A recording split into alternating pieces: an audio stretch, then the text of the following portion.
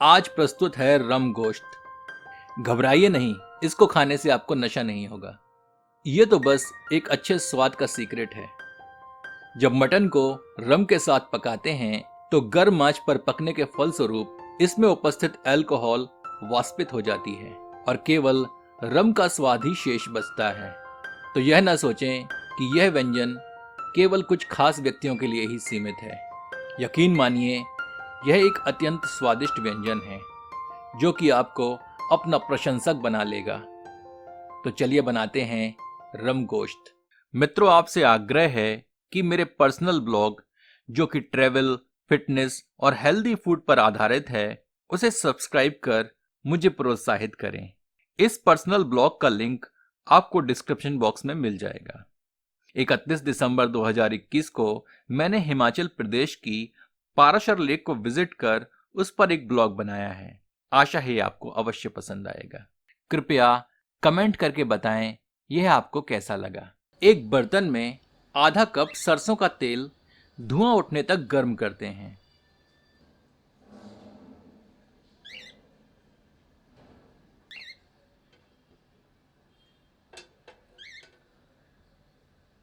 गर्म तेल में आधा किलोग्राम बकरे का मांस अच्छी तरह भूनते हैं। तेज आंच पर इसे 5 से 7 मिनट भूनते हैं ताकि मटन की ऊपरी सतह थोड़ी करारी हो जाए।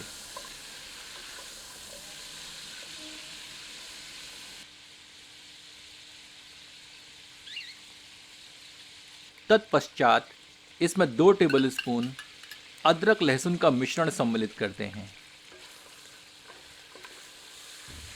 इसे मटन में मिलाकर 2 से 3 मिनट भून लेते हैं।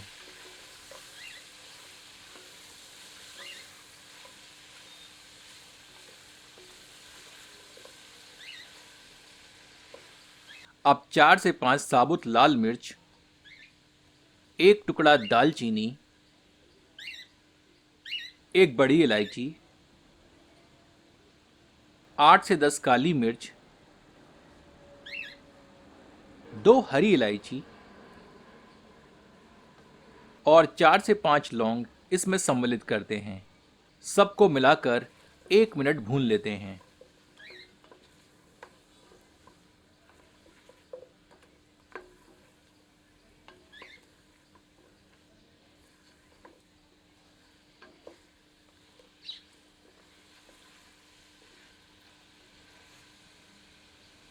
यह एक जायफल है। इसके 1/4 हिस्से को ग्रेट करके सम्मिलित कर देते हैं।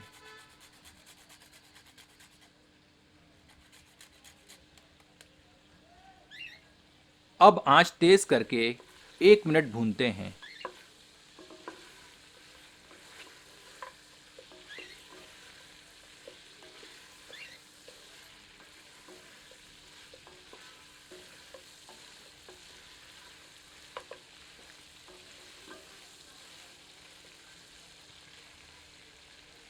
अब इसमें 60 मिलीलीटर रम सम्मिलित करते हैं।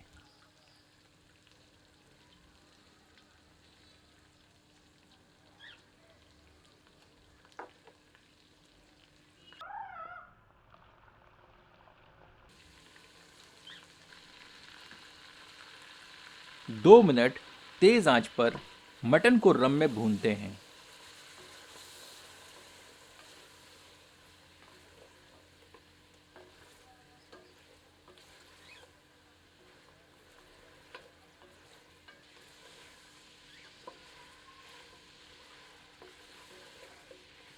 जब रम सूख जाए और तली पर तेल दिखाई देने लगे तो इसमें 300 ग्राम बारीक कटी हुई प्याज की फाकियां सम्मिलित करते हैं।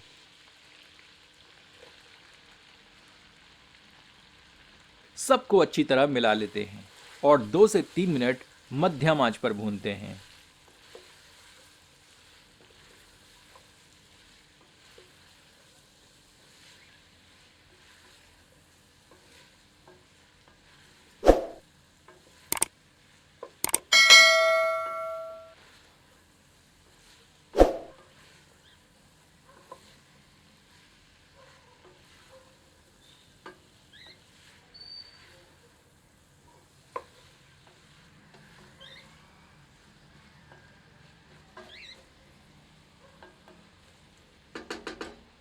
इसमें आधा टेबल स्पून धनिया पाउडर, आधा टेबल स्पून गरम मसाला पाउडर, 1 टीस्पून जीरा पाउडर, आधा टीस्पून हल्दी,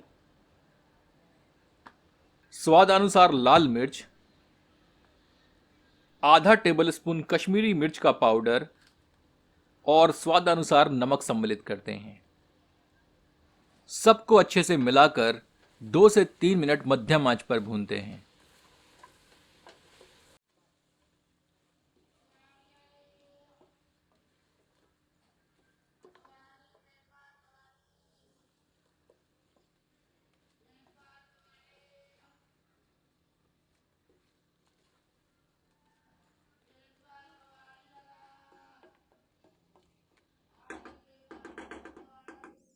अब इसे ढककर 10 मिनट धीमी आंच पर पकाते हैं।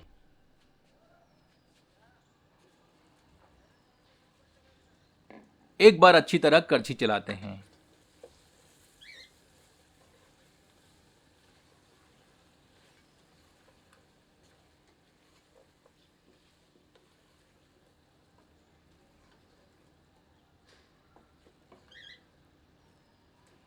इसमें एक बड़े टमाटर को बारीक काटकर सम्मिलित करते हैं। इसे बाकी सामग्री में मिला देते हैं।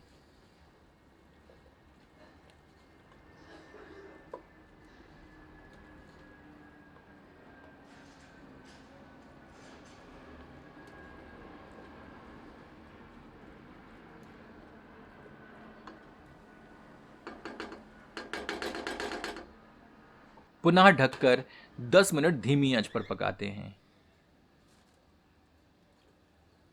आप देखेंगे कि टमाटर अच्छी तरह गल चुका है और बर्तन में बहुत सारा रस एकत्र हो गया है। आंच तेज करके अतिरिक्त रस को भूनकर सुखा लेते हैं।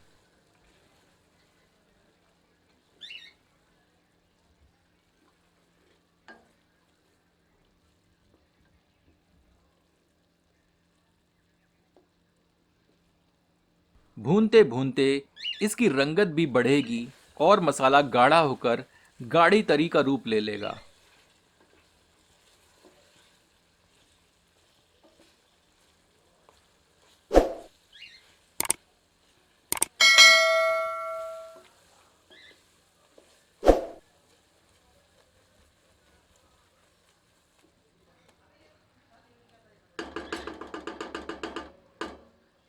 अब पुनः ढककर 5 मिनट इसे धीमी आंच पर पकाते हैं। मटन, मसाला, प्याज इत्यादि सब अच्छी तरह भुन चुके हैं।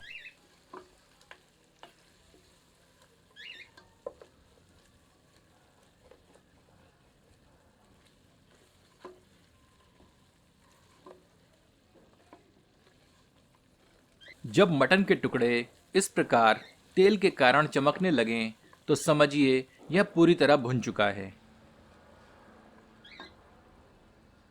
एक अच्छी मटन की रेसिपी का बस यही एक राज है, भूनने में कंजूसी न करें।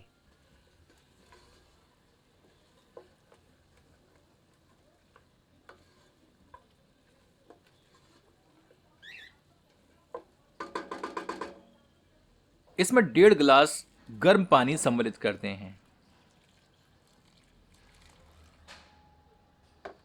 तरी का गाढ़ापन आप अपने अनुसार रख सकते हैं, पर कम से कम इतना पानी अवश्य डालें जिसमें मटन अच्छी तरह पकाया जा सके।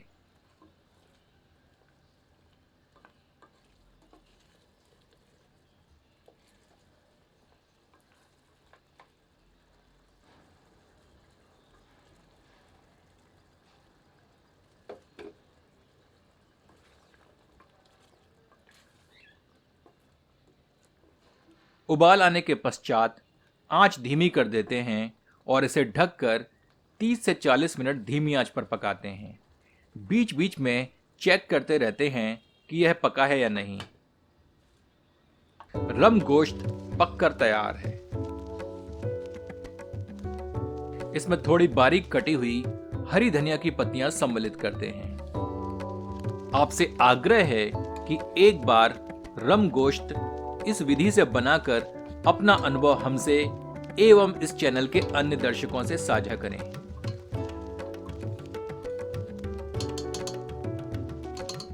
चलिए इसे गर्मा गर्म परोसते हैं। इसे आप अपनी पसंद की रोटियों अन्यथा चावलों से खाएं।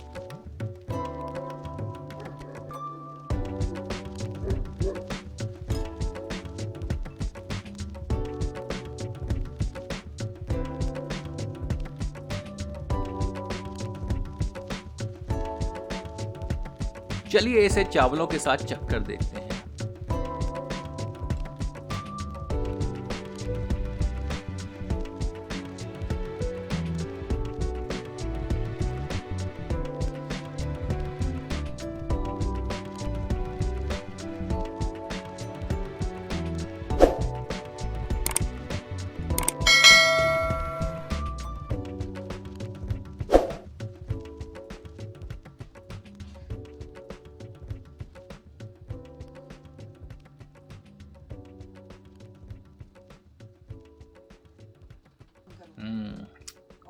मजा आ गया।